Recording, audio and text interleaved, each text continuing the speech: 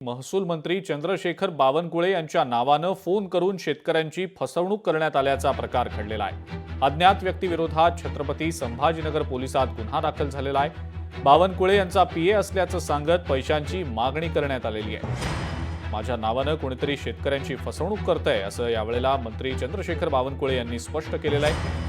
PA बोलत असल्याचं सांगून रस्त्याची मोजणी करण्यासाठी पोलीस बंदोबस्तासाठी पैसे भरावे लागतील असं सांगत क्यूआर कोड पाठवला गेला।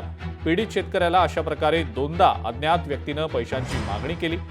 शेतकऱ्याला यामुळे संशय आला आणि त्यांनी पोलिसात तक्रार केलेली आहे। हा व्यक्ती कोण आहे जो महसूल मंत्री बावनकुळेंच्या नावानं शेतकऱ्यांची फसवणूक करतोय, त्याचा तपास आता छत्रपती संभाजीनगर पोलीस करतायत। संभाजीनगरच्या एका शेतकऱ्याला फसवण्याचा प्रयत्न केला। 4,000 रुपये ऑनलाईन ट्रान्सफर करा, बावनकुळे साहेबांच्या ऑफिसमधून मी तुमचं काम करून देतो असं त्या ठिकाणी फसवलेलं आहे।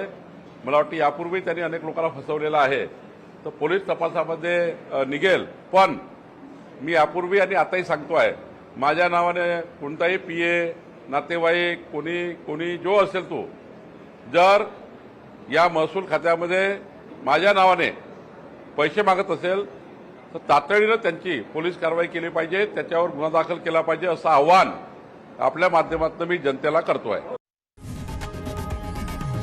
लोकशाही मराठी ऐका, पहा, जागरूक रहा।